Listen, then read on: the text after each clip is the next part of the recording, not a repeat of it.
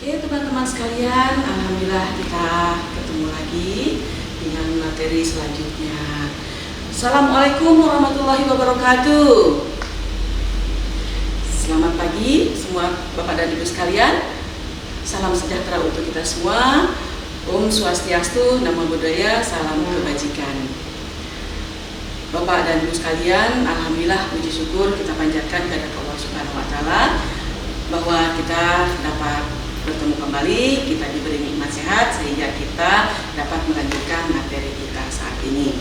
Salawat serta salam bagi junjungan Nabi besar Muhammad SAW, para sahabatnya, serta umatnya hingga akhir zaman. Bapak dan Ibu sekalian, materi kita selanjutnya adalah analisis gunung es dan proses U. Kita akan mencoba menyelami persoalan dalam sistem sosial. Kira-kira apa yang terbayang oleh Bapak dan Ibu terkait materi ini? Ya, fenomena sosial. Ya, Bapak dan Ibu sekalian, apa saja fenomena sosial yang saat ini kita hadapi? Ya, menjelang pemilu ya. Oke. Kemudian yang berhubungan dengan moderasi? Ya, betul. Ada pemahaman ya yang eksklusif. Luar biasa Bapak dan Ibu sekalian. Nah, kira-kira menurut teman-teman sekalian, apa yang terjadi saat ini itu merupakan fakta? Ya, fakta ya. Kira-kira fakta ini ada, di balik fakta ini ada apa di dalamnya? Ya, tuh. Ada keyakinan? Tuh, ada mindset yang kita pahami? Oke, kita merasa benar? Oke, luar biasa ya. Teman-teman sekalian, fenomena sosial ini kita akan coba bahas dengan teori, yaitu esprit modern. Ya, kita akan menyelami. Tadi yang teman-teman sampaikan, ada fenomena saat ini, itu merupakan yang terlihat.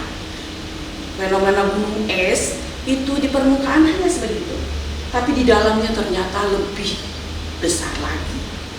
Tapi tidak semua orang bisa menyelami sampai ke akar permasalahan. Kenapa orang tersebut melakukan hal tersebut? Ya. Oke, teman-teman sekalian, di sini model analisis terhadap fenomena yang bersifat kompleks ini dalam organisasi atau masyarakat ini dikembangkan oleh Singer dan Hamilton ya.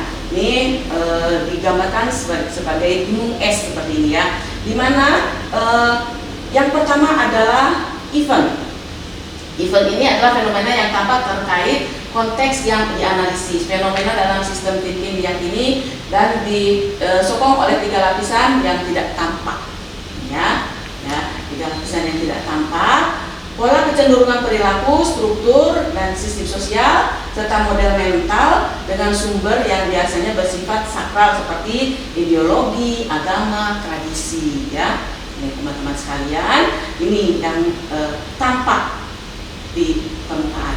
Kemudian kita masuk, kita menyelami ke dalam, ini ada apa? Pattern of behavior ya, adalah kecenderungan yang terjadi dalam masyarakat terkait langsung dengan fenomena yang tampak. Misalnya ya, perilaku intoleransi ya. Kita coba lihat buat teman-teman sekalian, tadi disampaikan misalnya apa tadi? Pernah baca? Pernah lihat ya? Terkait dengan seorang wanita yang menabrak kantor polisi. Kita lihat ya, seperti ini teman-teman sekalian. Ini masalahnya ya tadi. Faktanya adalah menabrak kantor polisi. Menurut teman-teman sekalian, itu kan fakta ya. Apa yang mendorong dia melakukan itu? Betul, pemahaman terhadap agamanya, bahwa kalau melawan kepada pemerintahan yang dianggap zalim, maka itu boleh dilakukan. Insya Allah masuk surga. Good. Ya. Oke, ini fenomena yang ada, kita melihat.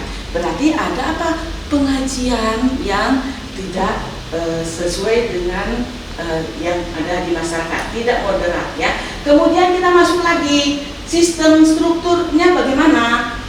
Sistem strukturnya adalah sistem sosial yang memungkinkan pola kecenderungan masyarakat tersebut berkembang. Dengan adanya pengajian seperti itu, diapakan oleh masyarakat? Tuh, dibiarkan. Akhirnya mereka berkembang. Ya, ada di tempat Bapak dan Ibu? Apa yang Bapak dan Ibu lakukan? Iya, kita nggak mampu ya. Oke. Kemudian kita masuk. Kenapa? Itu masyarakat juga diam dan itu terus berlangsung. Kita lihat mental model, ada kita lihat di dalamnya, kita cek lagi mental modelnya bagaimana. Ini ada nilai-nilai yang diyakini oleh mereka. Ya. Cara pandang, perspektif dan paradigma perilaku elemen sistem melibatkan struktur dan sistem sosial bertahan dalam kondisi situasi yang demikian. Itu sudah merasuk ke dalam jiwanya. Bahwa dengan melakukan itu kita akan mulia di akhirat nanti ya. Semakin dalam lapisan yang kita analisis dan kemudian kita intervensi, semakin besar daya ungkit terhadap perubahan struktural dan sistem yang berujung pada perubahan fenomena yang berkelanjutan. Itu kalau kita gali terhadap teori tersebut. Ya. Tadi contohnya terkait dengan wanita yang menabrak kantor polisi. Ada lagi? Nah, oke, kayaknya udah pernah ikut moderasi beragama nih ya. Oke, betul teman-teman sekalian. Contohnya adalah pernikahan dini. Ya, pernikahan dini bagaimana? Banyak di tempat Bapak dan Ibu? Masyarakat mendukung? Bagaimana peran pemerintah? Dibiarkan? Oke, ya sudah menjadi paradigma daripada anak nanti kecelakaan, anak saya perempuan nanti jadi perawat tua, katanya tidak laku.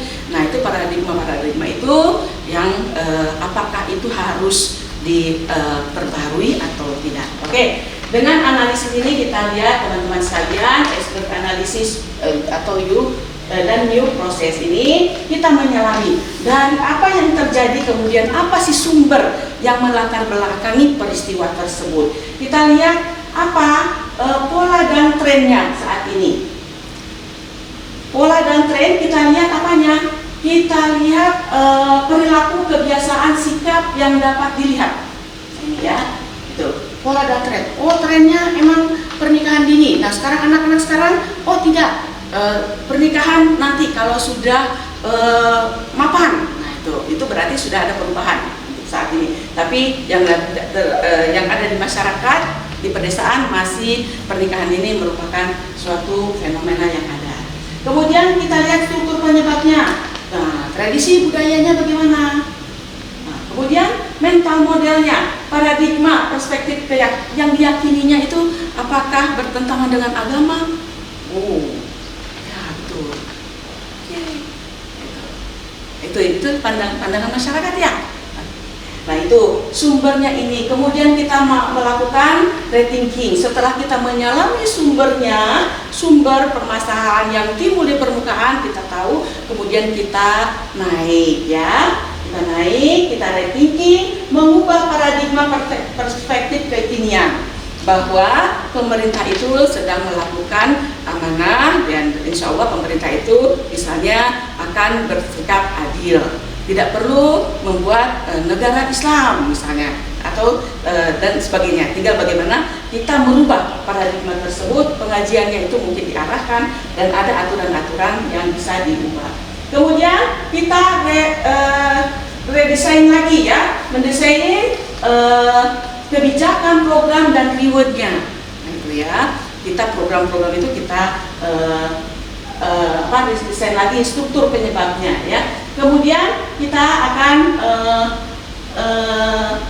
reframing lagi, memastikan terwujudnya sikap kebiasaan baru. Nah, kita lakukan ini dan akan menjadi pola atau tren baru, kemudian akan muncul sikap yang baru, paradigma yang baru, sikap yang baru, kemudian kita artinya kita sudah melakukan perubahan. Kita tahu akar permasalahannya, bagaimana menciptakan suasana yang baru.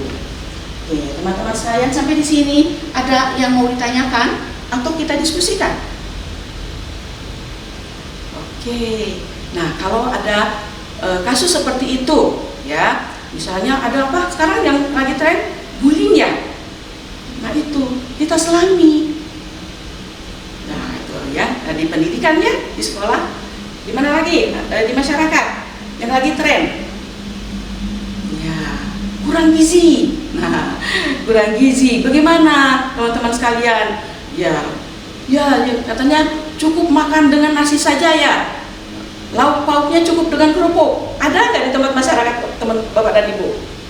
Ya, itu akhirnya kurang gizi ya, stunting katanya. Itu yang menjadi program Kementerian Agama, bagaimana dan Kementerian Kesehatan melakukan itu.